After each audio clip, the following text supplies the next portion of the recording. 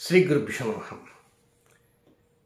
ఈ వీడియోలో వేపాకు పరిహారం, వేప చెట్టు అందరికీ తెలిసింది. ఆ వేపాకుతోటే ప్రత్యేకంగా ఒక పరిహారం చేయబోతున్నాం.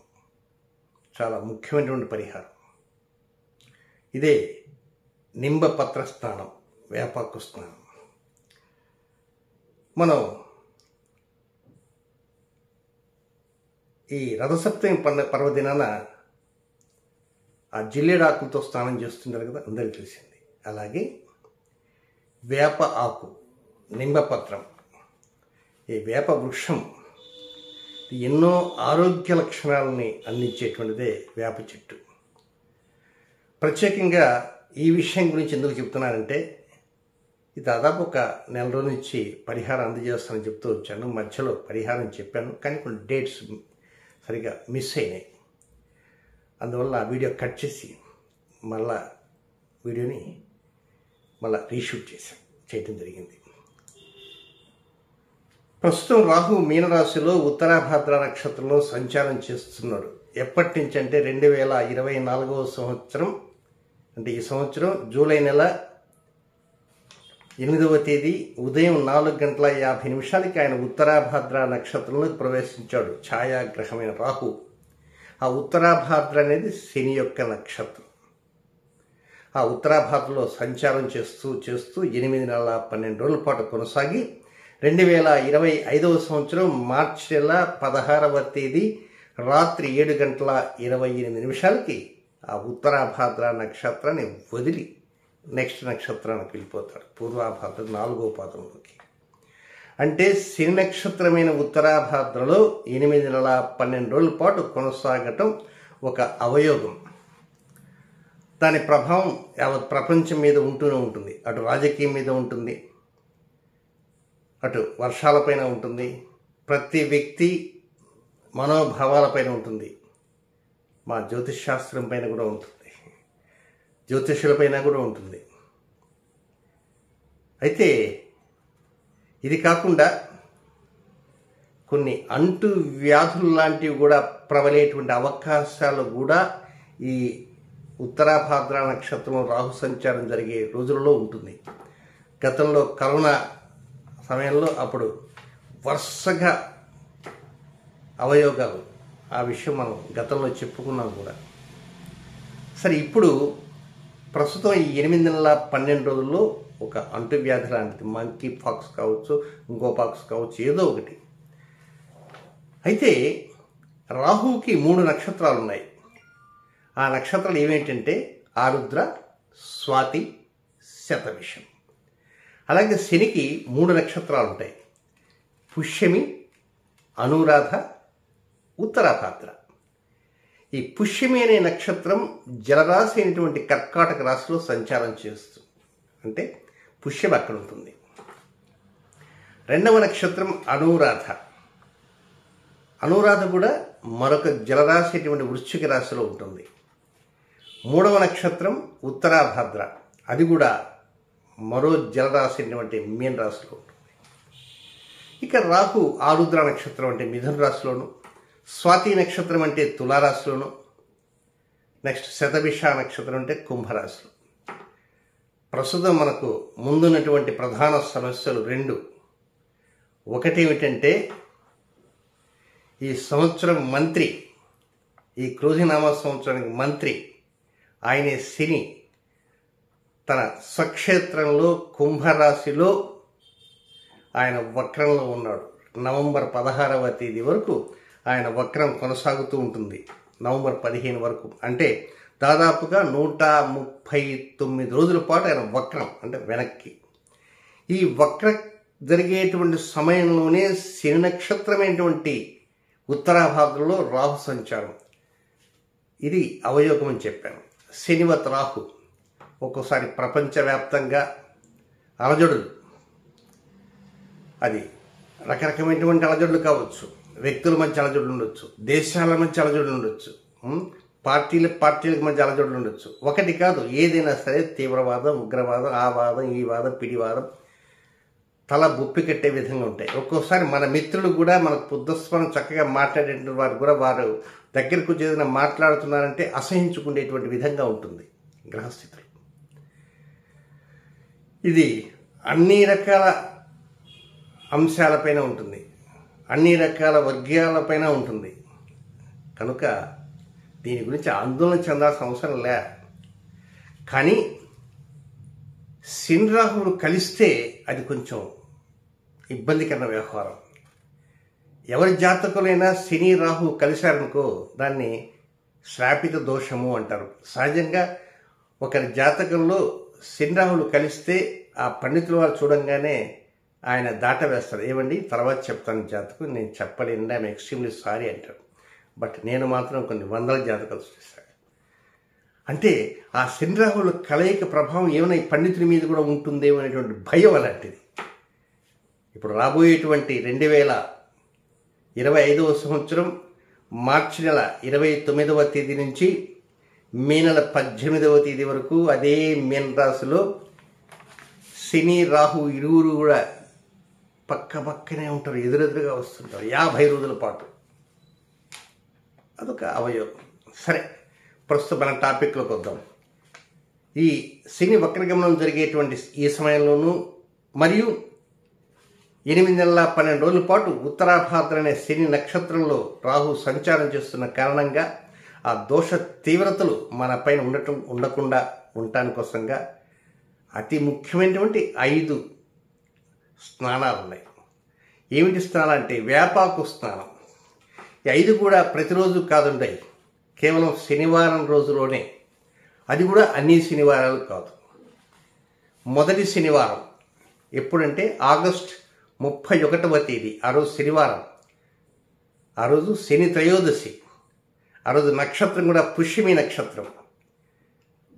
ఈ 2024 ఆగస్ట్ 31వ తేదీ మొదటి శనివారం. ఇక రెండవ స్థానం ఎప్పుడంటే అది 2024 ఈ సంవత్సరమే అక్టోబర్ 5వ తేదీ శనివారం, ఆ రోజు స్వాతి నక్షత్రం, అంటే ఆ రాహు యొక్క నక్షత్రం. ఈ రోజున రెండవ స్థానం. మూడవ స్థానం 2024వ సంవత్సరం డిసెంబర్ నెల 28వ తేదీ, ఆ రోజు కూడా శనివారమే, ఆ రోజు నక్షత్రం అనురాధ నక్షత్రం, అంటే అది శని నక్షత్రం. నాలుగవ నింబపత్ర స్నానం 2025వ సంవత్సరం జనవరి నెల 4వ తేదీ, ఆ రోజు శనివారం, ఆ రోజు నక్షత్రం రాహు నక్షత్రమైన శతభిషం.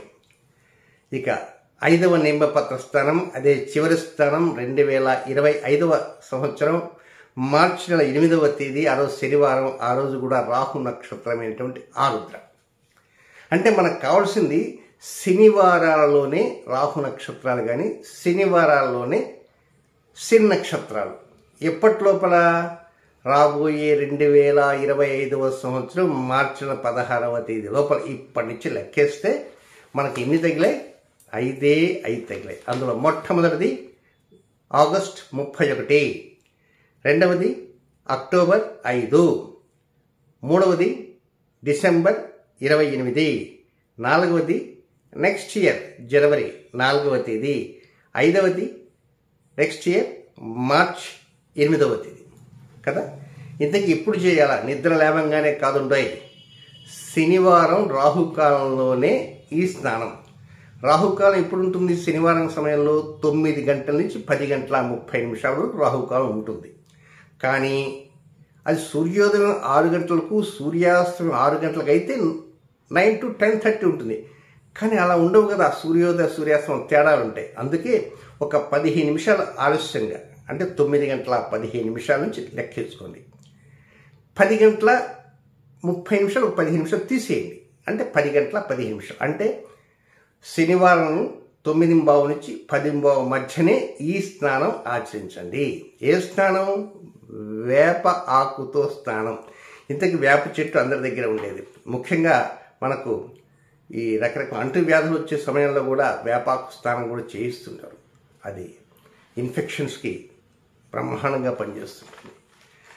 ఇది ఒక రాహు శతభిష నక్షత్రంలో ఉన్న సమయంలో శని సంచారం చేస్తున్నా, రాహు ఉత్తరాభాద్ర నక్షత్రంలో సంచారం చేస్తున్నా, రాహు నక్షత్రాల్లో శని సంచారం చేస్తున్నా, శని నక్షత్రాలు రాహు సంచారం చేస్తున్నా ఇలాంటి అంటువ్యాధులు లాంటి ప్రబలుతుంటాయి. ప్రస్తుతం అదేదో ప్రపంచవ్యాప్తంగా ఉందట, మంకీ పాక్స్ని, భారతదేశానికి కూడా వస్తున్నదని ఏదో వినికిడి. సరే, ఏదేమైనా కూడా మన భారత ప్రభుత్వం ఎన్నో కట్టుదిట్టమైన చర్యలు తీసుకుంటుంది, మనం కూడా ఎన్నో జాగ్రత్తలు తీసుకుంటాం. కనుక మన ప్రయత్నంగా మనం కూడా మన ఆరోగ్యాన్ని కాపాడుకోవాలి. కనుక వేపాకు స్నానం ఇది కేవలం శనివారం రోజున, అన్ని శనివారాలు చేస్తూ ఉంటే అనవసరం. శనివారం శని నక్షత్రాలు కానీ, శనివారం రాహు నక్షత్రాలు కానీ వచ్చినటువంటి రోజుల్లోనే. కనుక ఉదయాన్నే లేస్తారు, అది చన్నీళ్ళు కావచ్చు, వేడి నీళ్ళు కావచ్చు. కనీసం ఒక 15 నిమిషాలైనా సరే ఒక వ్యక్తికి ఒక 50 గ్రాముల ఆకు, కొమ్మలు ఉంటాయి కదా, అవన్నీ దూస్తే ఆకు వచ్చేస్తుంది, వేపాకు వస్తుంది కదా. ఆకుని ఆ నీటిలో ఉంచండి, ఒక 15 నిమిషాలు నాననివ్వండి. అది హాట్ వాటర్ కావచ్చు, కూల్ వాటర్ కావచ్చు. ఒక ఇంట్లో 5 మంది ఉన్నారనుకోండి, 5 మంది తల 50 గ్రాములు, కొంచెం ఎక్కువ వేసుకుని నష్టం లేదు. ఆకు కూడా ఒకసారి డిమాండ్ కావచ్చు, ఉండోయ్ నేను కామ్గా ఉన్నాను, ఈ స్నానం అందరూ చేయండి చేయండి అని చెప్పి దండోలు వేస్తూ ఉంటాయి. ఎప్పటిదాకా? నెక్స్ట్ ఇయర్ దాకా. ఏం చేద్దాం, కొంచెం అందరికీ మంచి కలగాలనేటువంటి కోరిక, నాకు తపన ఉంది కనుక వేపాకుని ముందు రోజు తెచ్చుకోండి. ఈవెన్ గురువారమైనా తెచ్చుకోండి, శుక్రవారమైనా తెచ్చుకుంటారు కదా. శనివారం ఉదయాన్నే నానబెట్టి, ఎక్కువసేపు నాన్న పర్వాలే, కనీసం 15 నిమిషాలు నాన్న పర్వాలే. సరే, ఏది ఏమైనా మీ స్నానం 9 గంటల 15 నిమిషాల నుంచి 10 గంటల 15 నిమిషాలు ఆ మధ్య కాలంలోనే శిరస్నానం ఆచరించండి. ఆ స్నానం ఆచరించే సమయంలో ఈ ఆకును తీసి పక్కన పడేయవద్దు, ఆకుతో పాటే స్నానం చేయండి. ఏమండి మేము నూనె పెట్టుకుంటున్నాం, షాంపూదా పోసుకోండి, నూనె పెట్టుకోండి, షాంపూతో పోసుకోండి, కుంకుడుకాయలు పోసుకోండి, మీ ఇష్టం రకరకాలుగా. కానీ ఏ షాంపూతో పెట్టుకున్నా, కుంకుడుకాయలు పోసుకున్నా నీరు కావాలి కదా. ఆ నీటిలోనే వేపాకు కలుస్తుంది, ఆ వేపాకు శిరస్సు మీద పడుతుంది, జారిపోతుంది, అంతే. It's very simple. మనం రథసప్తంలో స్నానం చేసినతో ఎలా చేస్తామో అంతే. ఒక ఇంట్లో 4-5 అందరూ చక్కగా చేయండి, అంతే. దీనికి ఏమైనా ప్రత్యేక నియమాల? నో నియమాలంటూ ఏమీ లేవు. స్నానం చేయటమే, శ్రద్ధగా చేయటమే, రాహుకాలంలో చేయటమే, అంతే. ఏమండి నేను ఇప్పుడే బస్ స్టాండ్ నుంచి వచ్చానండి, 11 అయిందండి అంటే కుదరదు, అది రాహుకాలం వెళ్ళిపోతుంది. కనుక అలాంటి రాహుకాల సమయంలోనే స్నానం అంటూ చేయండి. కనీసం ముందు రోజే నానబెట్టుకుంటామండి, ముందు రోజు నానబెట్టుకోవాల్సిన అవసరం లేదు. కొంతమంది ఏంటంటే ముందు రోజు కంటే ఇంకా ఎక్స్ట్రాక్ట్ బాగా దిగుతుందేమో అనే ఉద్దేశంతో, అని వారి యొక్క నమ్మకాలు, వారి విశ్వాసాలు ఉంటాయి. తప్పేం కాదండి. మరి చక్కగా ముందు రోజే తెచ్చుకోండి, ఆకు దూసుకోండి, శనివారం రోజుల్లోనే స్నానం చేయండి. మొదటి శనివారం ఆగస్ట్ 31, ఆ రోజు పుష్యమి నక్షత్రం, శని త్రయోదశి, రాహుకాలం 9:15 to 10:15. రెండవది అక్టోబర్ 5వ తేదీ శనివారం, ఆ రోజు రాహు నక్షత్రం స్వాతి. మూడవది డిసెంబర్ 28వ తేదీ శనివారం, ఆ రోజు నక్షత్రం అనురాధ.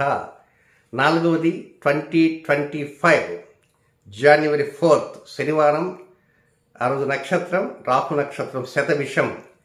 చిట్ట చివరి నిమ్మపత్ర స్థానం, అది 2025 మార్చ్ 8వ తేదీ శనివారం, ఆ రోజున నక్షత్రం ఆరుద్ర నక్షత్రం.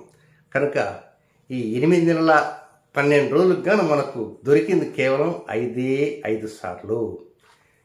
కనుక ఈ 5 సార్లలో తప్పకుండా స్నానం ఆచరించడానికి ప్రయత్నం అంటూ చేయండి. ఇది నిమ్మపత్ర స్నానం.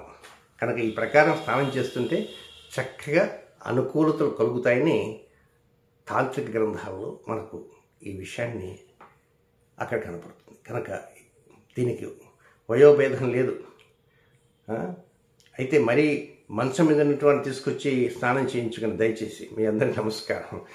స్నానానికి యోగ్యతగా ఉండేటువంటి వారు ఏదైనా జ్వరంతోనో అంటే దయచేసి ఇలాంటి పనులు చేయవద్దు. జ్వరంతో ఉందనుకోండి, హాయిగా ఆ వేపాకు తీసి కాసేపు శిరస్సు మీద పెట్టండి, అంతే. స్నానం చేయించకపోయినా ఆ వేపాకు శిరస్సు పెట్టుకోండి. ఆ వేపాకును పట్టుకోమని చెప్పండి. ఆ శిరస్సుని పెట్టుకుని వేపాకును అలా పట్టుకోండి కాసేపు చాలు.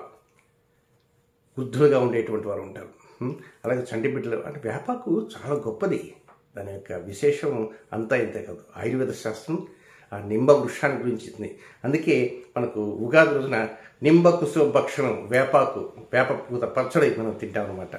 కనుక ఈ శనివత్ రాహు శని రాహుతో సమానము. ఆయన రాబోతున్నటువంటి 2025 సంవత్సరంలో 50 రోజుల పాటు శని రాహుల యొక్క బంధనం జరగబోతున్నది. ఇప్పుడే రాహు శని నక్షత్రం సంచారం చేస్తున్నాక ఈ చిన్న పరిహారం పాటించడానికి ప్రయత్నం చేయండి. శుభం.